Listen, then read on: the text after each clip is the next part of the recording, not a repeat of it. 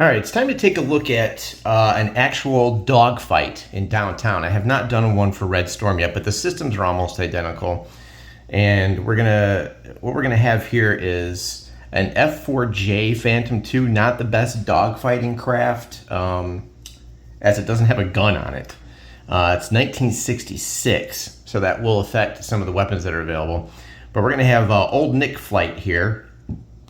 Consists of two Phantom 4Js, F4J Phantom 2s, sorry. There's two crew in each plane. They're armed with AIM 9Ds and AIM 7E Sparrows, and the AIM 9Ds were available from June 66 on. And the weapons that this North Vietnamese flight are going to use were available from January 66 on. So we're going to say it's summer of 66.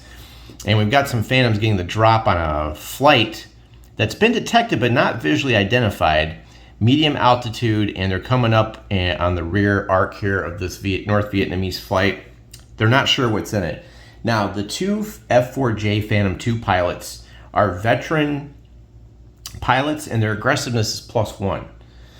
Okay, so now this combat could very easily start off this way, and there's some things to note about the North Vietnamese units that they can do. If these were MiG-17s, one of the things a North Vietnamese player can do is called a defensive wheel.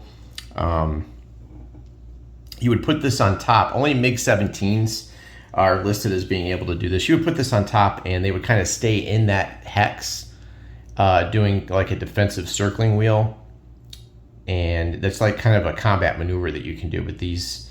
I kind of probably just gave it away, but this unit will not be able to do that. So remember, when you visually identify, you'll swap out this counter, the detected side up for whatever this is, and then you have to tell your opponent what's in that flight. So we know we have two Phantoms here, Old Nick Flight. Question is, what do we have for the North Vietnamese? I should note also that the defensive wheel cannot be used prior to 1967. And you have to have two or more MiG-17s in a flight. And as soon as one of those planes is shot out of that flight, you have to take the defensive wheel marker off. The benefit is they have no heading, and all arcs are treated as forward arc. And you have to put a unit into defensive wheel before the movement starts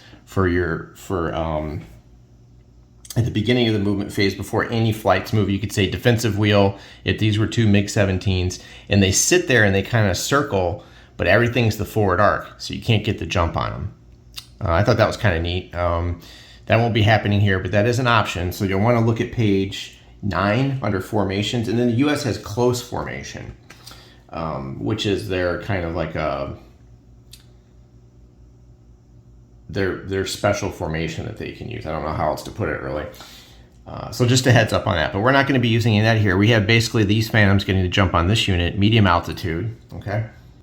Now, if you remember your loadout rules, okay, you might see multiple air weapons listed on the aircraft data chart. You can only carry one of each type of weapon. Now, the AIM 7E Sparrow is an RHM, radio homing missile, I think, or radar homing missile. I actually forgot what that means. How do I forget that?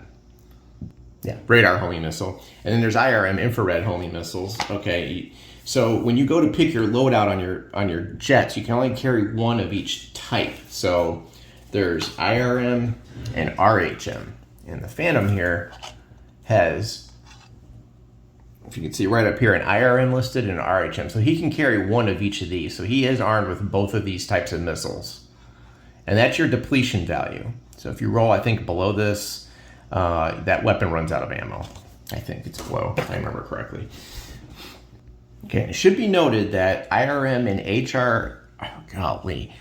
RHM combat values on those missiles, those are going to be reduced to 0 if they're used to shoot a target on the deck.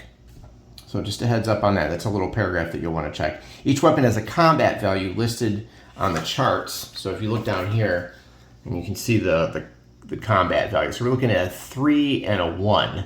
And here's your dates, just to make sure they're legal. And again, you've got a picture there of what they look like. All right. Now, we don't know what the MiGs have yet. I have of course, created the MiG flight, but I'm not going to let anyone know until we get to the example.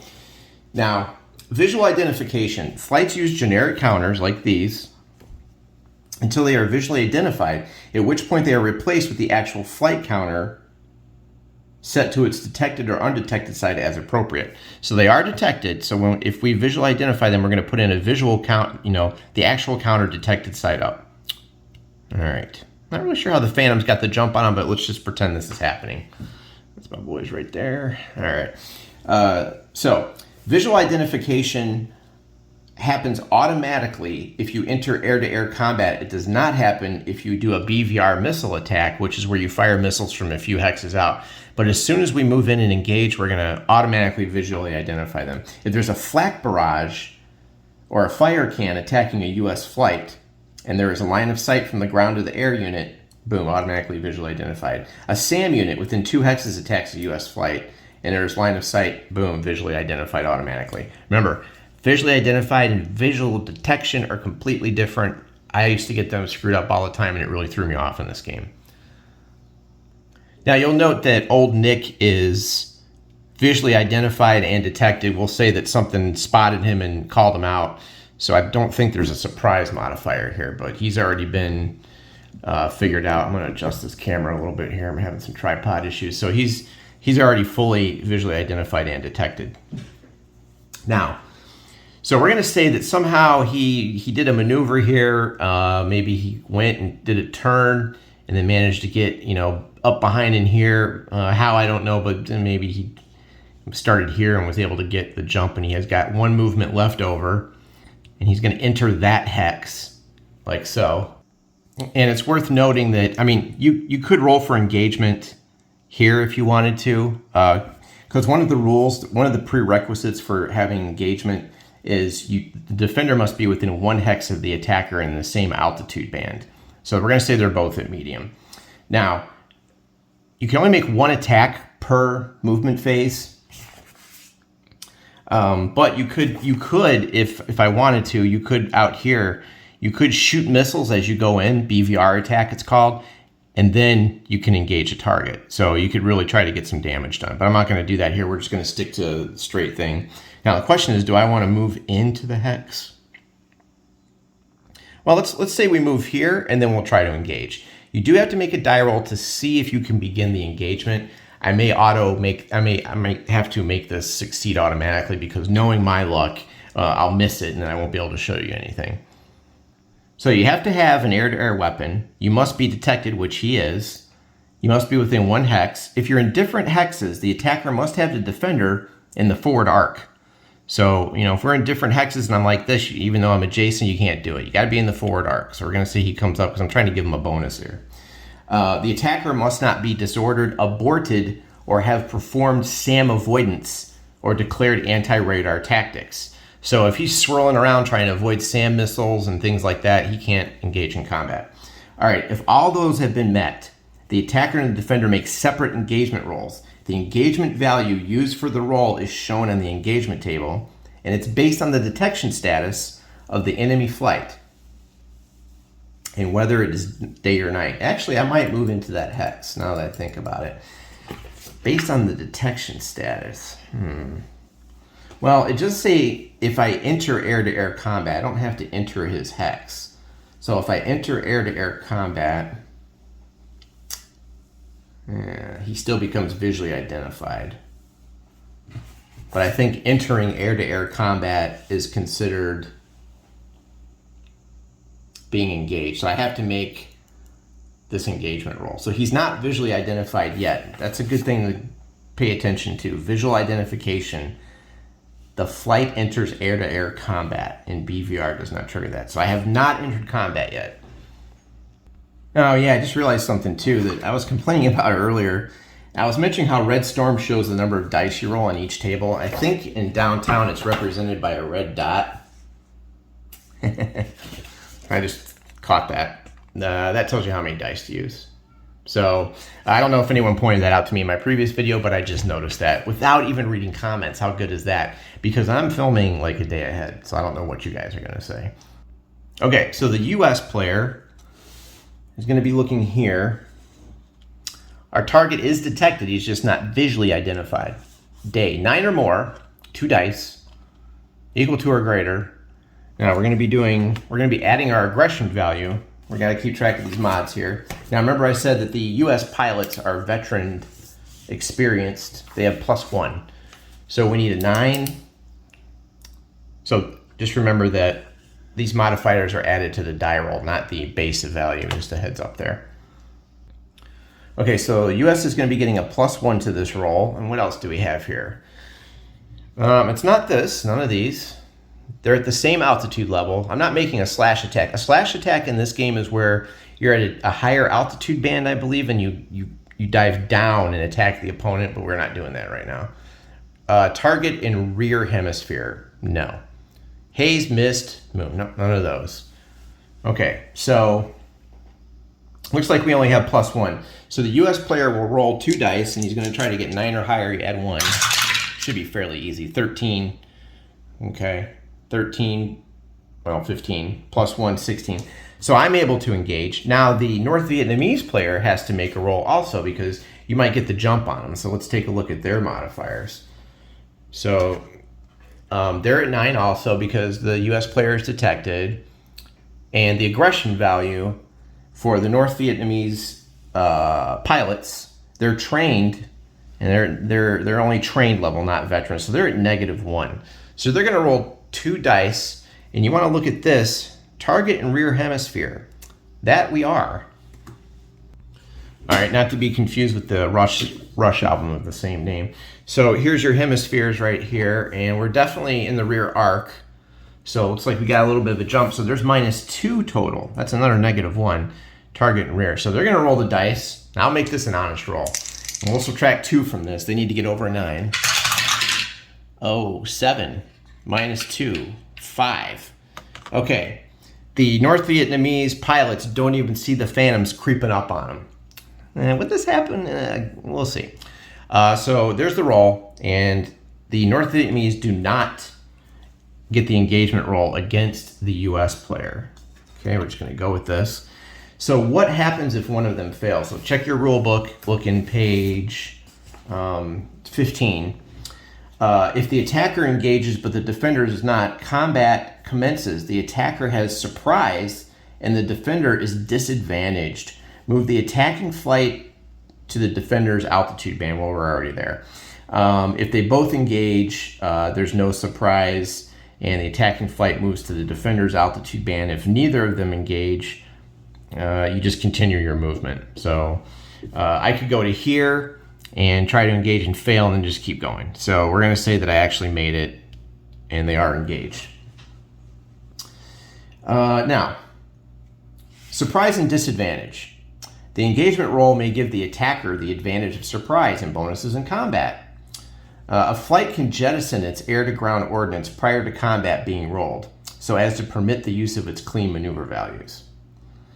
So if you were laden, you could jettison your ordnance and get better maneuver values. All right, if combat commences as a result, it uses up all the attacking flight's remaining MPs. All flights involved are visually identified, except at night. All right, we're going to have a visual identification. Now we swap this out for the detected flight. What's under there? No one knows. Let's find out. It is Van Lan flight. 2 MiG-21s. Okay, and I've previously created them. Those 2 MiG-21s are armed with a gun, and R-3S Atoll missiles, which are infrared missiles, available from January 66 on, with a combat rating of 2. All right, so that's what they've jumped here. There's 2 planes in there. So I swapped it out, visually identified and detected, just like that. So we take this and we get rid of it. And that is why they could not do a defensive wheel, because they're not MiG-17, so we won't, that was not an option. All right. Okay, so he's officially used up all his movement points now. Like, say he had moved here, say he had 3, and he went here, and he would have 2. He tried to engage, and say he failed, and he can move into that hex. But since here he engaged, all his movement points are used up. And don't worry about that, because they're gonna fly all over the place at the end of this combat. Now they're flying around and trying to get The Phantoms have got a bead on them. So what we have to do now is make a maneuver roll, and this kind of tells you how many shots that you're going to get at the target. I think the MiG-21s, these are MiG-21 F-13 fish beds. They may have the maneuver advantage here, so we'll see what happens. Now, it should be noted on the maneuver table, there is a typo where this got moved, shoved over. This should be over this column. This is your BVR column, and we're not using this column, we're using this column. This should be over here. Looks like they had a little bit of a typo. Okay, so we're gonna take the number of planes. All right, let me try to get this, let me back up here. All right, each flight's gonna roll once. We're gonna take the number of aircraft in each flight. So we're gonna roll, there's 2 aircraft, and we're gonna be looking here, we're looking for shots that we can get. You're gonna modify with special modifiers that are just up off the, I don't know if I can get them on camera here. These modifiers. So I'll go over these before I roll the dice. Okay. So each flight is going to roll, and we're going to use 2 dice. Let's look up some modifiers and see what we got here. All right, let's get our little DRM thing all set. I'm going to go through these modifiers with you. Okay, the American flight maneuver differential. Here we go. This is where I may have heard them. Subtract the enemy maneuver rating from the flight's maneuver rating. Not available at night. Modify maneuver rating by -1 if the flight climbed, -2 zoomed, and -2 if marked with a maneuver. Okay, so we got to check the maneuver ratings. Maneuver differential, and we're at medium. The fish bed at medium is, let's take a look. I'm just looking, and I'm blind at the moment, 6. So the fish bed has a maneuver of 6. The Phantom, has a maneuver of, I keep losing everything. This is just brutal. There we go. There's my sheet. The Phantom has a maneuver of,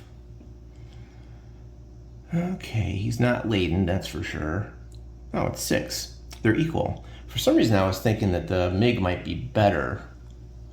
The laden Phantom would be a 3, but he is not laden. He has no ordnance. The options for the ordnance on that Phantom are, there's no ordnance listed. That's odd. I wonder why there's a laden. So what I'm trying to figure out, I'm just sidetracked here. I'm trying to figure out why there's a laden value here when there's no ordnance that it can carry. Why bother putting this on the chart? I must be missing something. Maybe there's a random roll or something that's weird. I don't know. Anyway, it's both 6. So there's not going to be a differential there. 0. Aggression differential. Subtract enemy aggression value from the flight's aggression value. I should point out one interesting change I noticed here from Red Storm. In Red Storm, okay, let me get the rule book here. In Red Storm on page 17, or I'm sorry, on page 18 for combat, if the engagement is successful, the combat takes place in the defender's hex and altitude. Now, in Downtown, the previous game, I cannot find a sentence that says that. Also, the scatter after combat says they scatter from their hexes. That tells me that I don't move this unit into that hex. But I think in Red Storm, they do go into the same hexes. So you can engage from one hex out. You can be adjacent and try to engage, but it doesn't say to move them into the hex. I checked the errata, and there's a lot of it for this game, and also some of the charts are messed up. I'm using the charts as is, but I couldn't find anywhere where it says take this unit when they start and put them in here, whereas in Red Storm, you do go into the hex. So I don't see it in here, so I'm going to leave them right there. I think in this example, it won't matter because we're just doing practice combat, so, no matter what happens, even if we scatter, it's not going to make too much of a difference, but I can't find that same line in the Downtown rulebook. It just says if combat commences, it uses up all the attacking flight's remaining SP. All flights in the combat are visually identified, and then it just goes right to the maneuver thing. So, yeah, I'm going to go with the way it looks right now. Okay, so we were counting up the maneuver rating to see how many shots the U.S. player gets. My phone ran out of battery again. So I had a little bit of an issue there, and I lost my pen. All right. The maneuver differential we decided was 0, right? They were the same. The aggression differential, the Americans are at +1. The North Vietnamese are -1. That would be a 2. So I believe that would be a +2 for the US because you have to go down to 0 and then -1. I think that's a +2 to the die roll. I think I did that right. Math. Geometry. Okay. If the attacking flight is in the defender's forward or forward B marks, the modifiers are 0. If the attacker is in the defender's rear arc, yes. Attacker +1. Defender -1. So we're up to 3 now. So that's +3 DRM. I'm just going through these. The enemy is disordered. No. Close formation for the enemy? No. Do I have surprise? I do. Remember, I have surprise in the defender's disadvantage because I won the engagement roll in North Vietnamese. Now that's +3 more. Yikes. We're up to 6. Surprise is huge. Am I disadvantaged? No. Enemies disengaging? No. Is this combat taking place at night? Okay, it looks like we have +6, so we're going to roll to see. Now, we're going to do this for the North Vietnamese also. Okay, we have 2 aircraft. We're going to roll. I get an 8. Okay, that works for me. That's 14. Oh, it's only 2 shots. Really? Oh, all right. Whoop-de-doo. I guess I need more planes, right? Yeah, it would have been that all the way. That's not that great. I thought I would have had a lot more than that. Damn. Okay, all right, let's see what the North Vietnamese player gets. All right.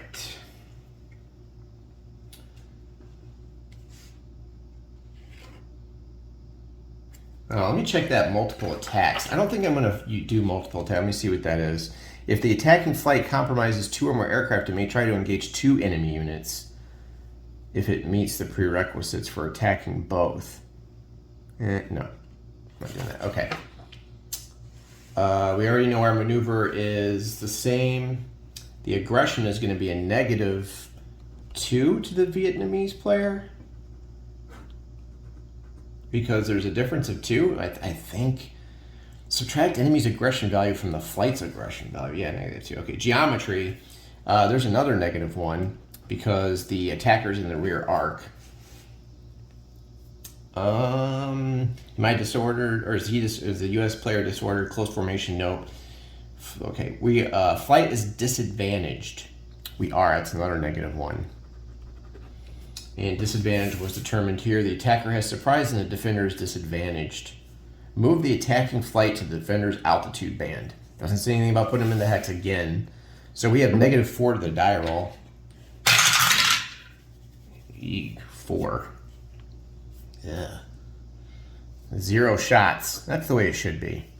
All right, the North Vietnam player is outmaneuvered and outpiloted by the superior U.S. pilots. So we have 2 shots. Select an undepleted weapon to shoot with, then roll 2 dice, apply modifiers. Attacker shots are resolved first, then defender. A shot may be refused based on the results of an earlier shot. Okay. Now, I will get a +1 because the flight has an additional undepleted weapon, which I do. Remember, the Phantoms are armed with AIM-9Ds and AIM-7E Sparrows. I'm going to be using the AIM-9Ds because they have a better combat rating, which is a combat rating of... Give me 1 second. Okay. Looking at a combat rating of 3. Right there. Okay, so you take the number of shots that you got, which was 2. It's not that great. It's not that great. All right, so we're going to use the shot resolution table. So I have 2. So we're going to roll on this table twice.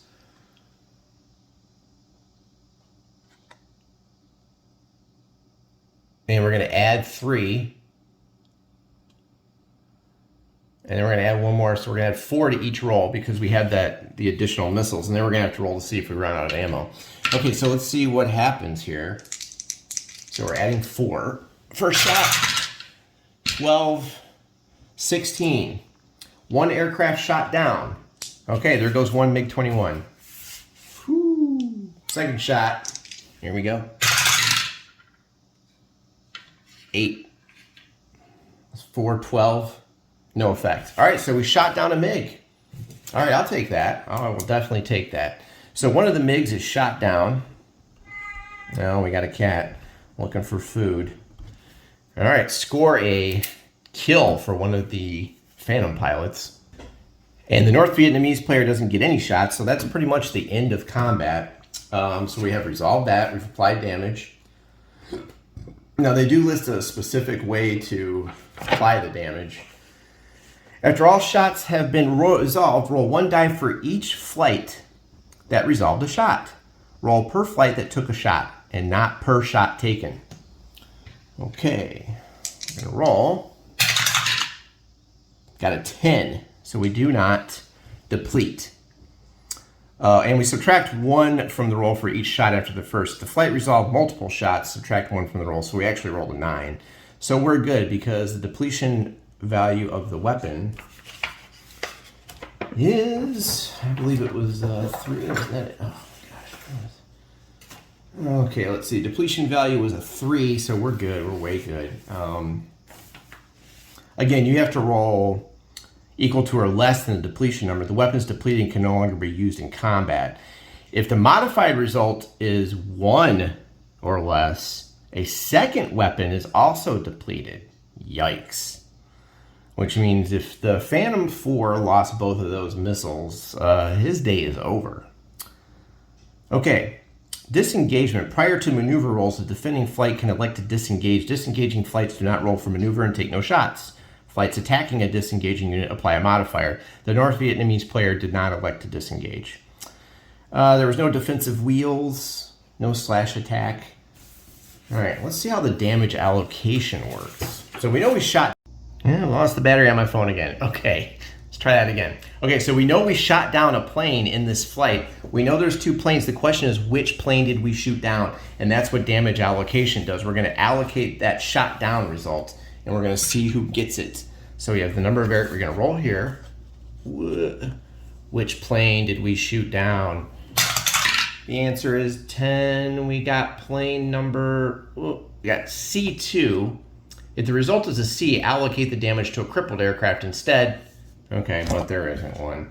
So when you can't allocate to a cripple, when you get that result, the 2, so we would allocate it to a crippled plane if there was one in the flight, but there isn't. And the 2 after that means we give it to MiG-21 number 2 in the flight. And the reason that is substantial is because, like, you know, one of the other MiGs may have a different weapon than the other MiG, or something may be loaded out differently.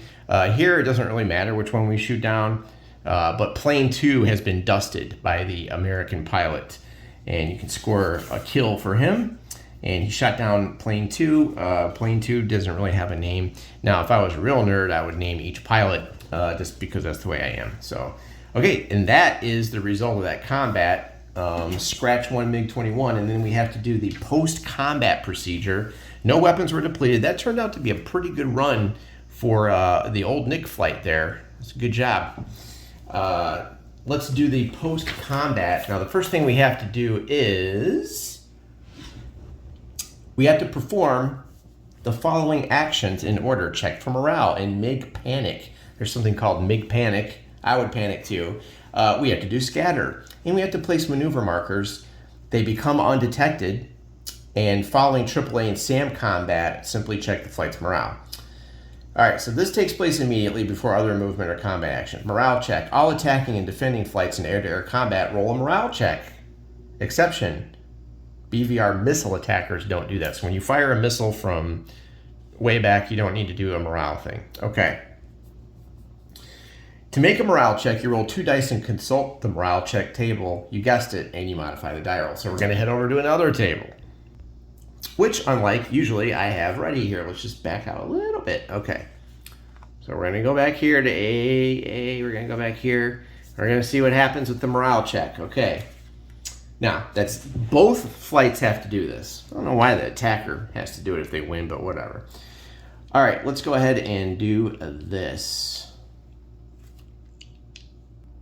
All right, we're going to roll 2 dice, and the modifiers are as follows. Let's do United States first. The flight's aggression value, +1 to the die roll.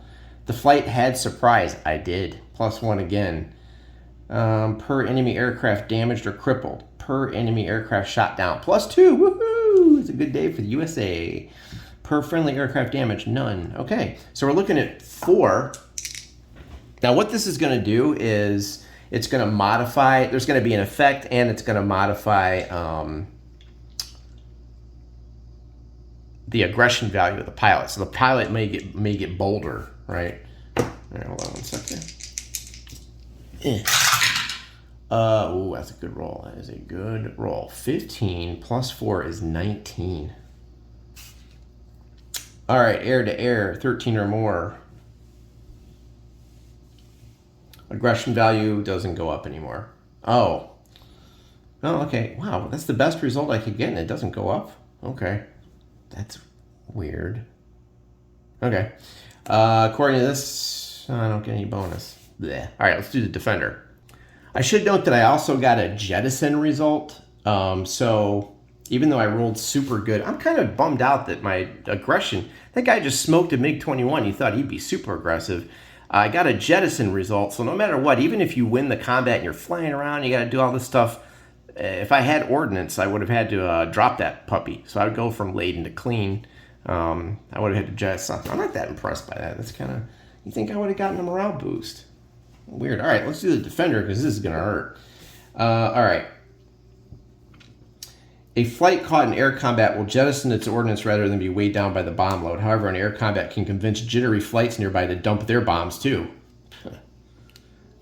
Okay.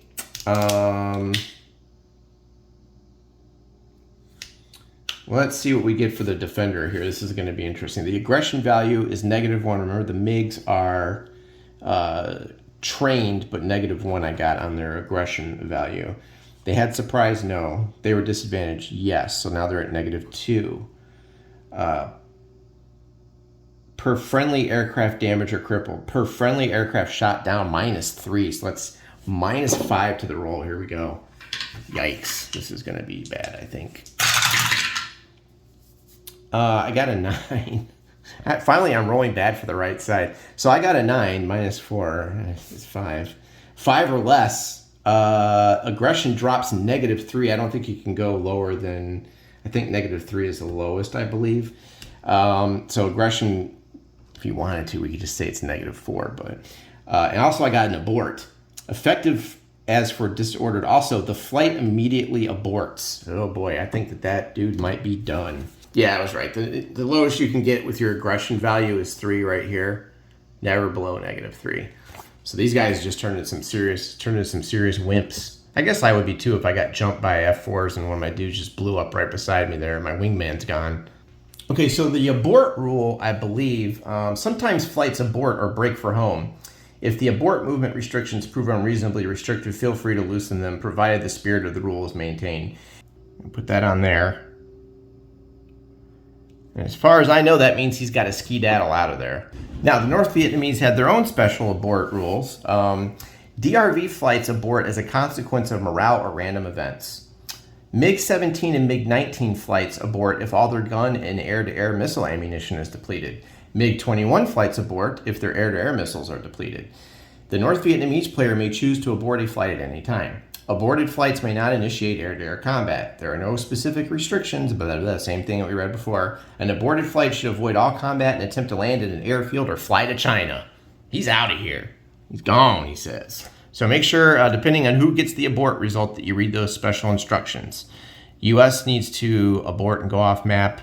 These guys are done. So they're going to try to land, go back somewhere and land on a friendly airfield or fly off to China. Either way, this unit is done. Okay. Now we just got to check first. I think we got to do scatter, et cetera, et cetera. The U.S. player was okay on the morale. They would have had a jettison. That's about it. Okay. So you can see why I waited toward the end here one of my last videos in this series, is because the standard air-to-air combat, when you're dogfighting, there's a lot of steps. It's not like the BVR combat where you just fling missiles at someone and that's it. After air-to-air combat, flights scatter from their hex. I'm assuming that their hex, yeah. So roll a die for each flight in the combat and follow the instructions in the scatter diagrams. If instructed to descend an altitude band and the flight is on deck, do not descend. So basically, don't crash yourself. Whew. Now, after we do this, we're going to mark them all with maneuver marks, make them undetected, which I need to do right now. Okay, they become undetected as the last part of the thing, so I'm not going to do it yet. All right, and this guy was visually identified and detected. Okay, he's on his way out. All right, well, now we need to see it. So they're swirling around and they're going to randomly scatter now because they're going to end up somewhere else. They've been circling and fighting and trying to get the hit, trying to get hits on people. So they're going to end up scattering. We need to find our scatter diagram, roll a die, then move the flights into the indicated hex. Flights in defensive wheels do not scatter. If it's odd, the flight descends.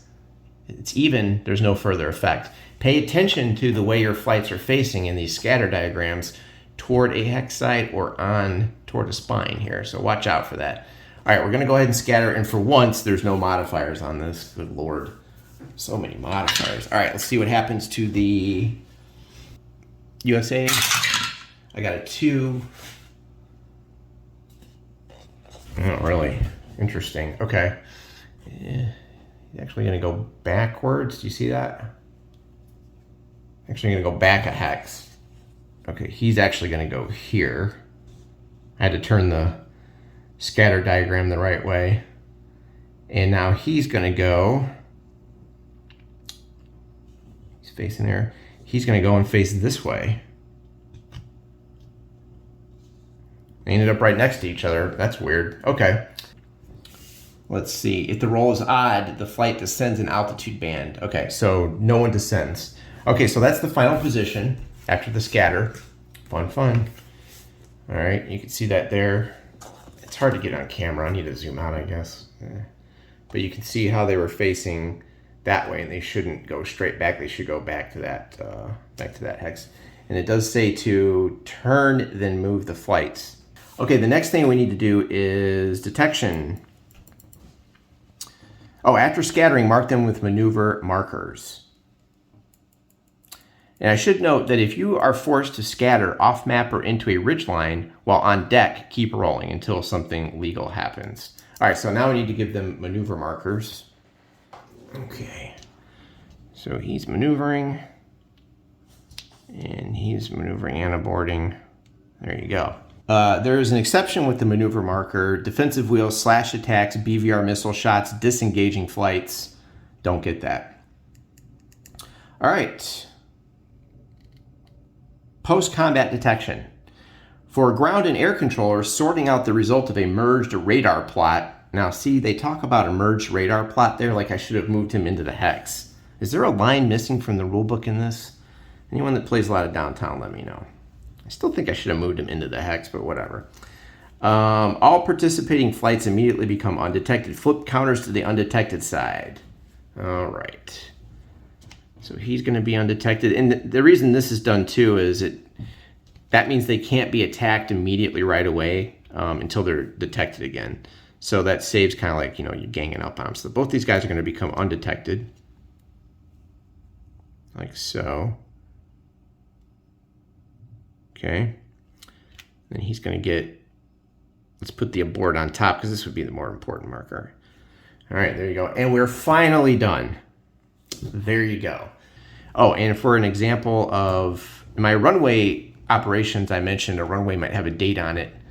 There's an example right there, 1969 on. So I'll just throw back to one of my other videos. Okay, so there's your combat. You can see why I waited till the end to do this, but that's basically what happens. We've scratched a MiG. These guys are done. They're going to hightail it out of here, and we are finished. Score one for the Phantom pilots. All right. Let me know in the comments about that scatter and about moving into the hex. Otherwise, I think I got that down. Interesting times. Okay, thanks for watching, and this may conclude Red Storm Downtown. It's been a fun 2 weeks. Don't know if I'm going to pop up any more videos. Usually what happens is I do these tutorials and I play them in my free time. But I find AARs can be kind of boring sometimes. I kind of get bored by them, but I do enjoy main battle tank and Panzer AARs, though. Those are fun. Okay, talk to you later.